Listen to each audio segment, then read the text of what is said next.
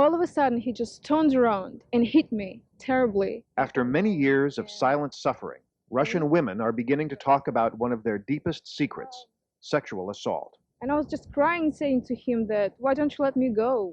Until recently, there was no special place in the former Soviet Union where rape victims could go for help.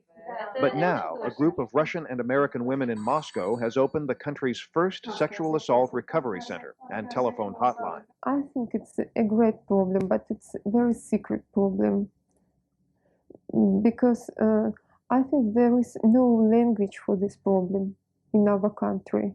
They're suffering a tremendous amount of wife battering, that there's an enormous amount of incest, that there's tremendous sexual harassment on the job as women are being pushed out of their jobs in this economic crisis.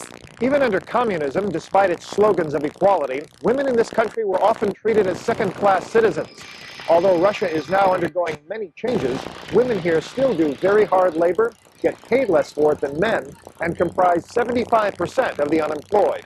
This tension in the society, you see, helps to grow the violence in general in the society, not only sexual one.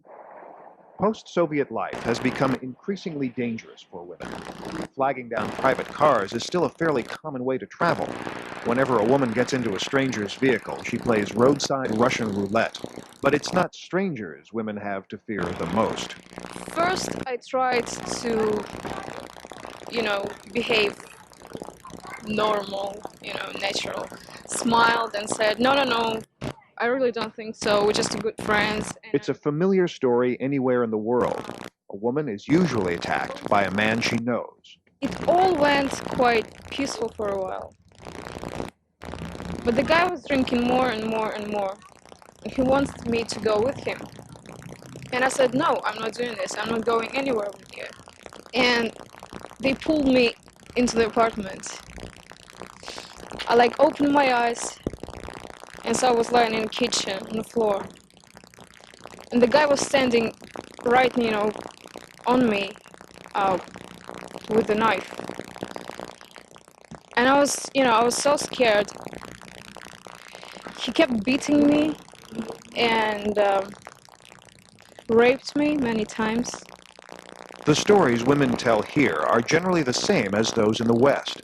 But for most Russian women, sharing this pain is rare.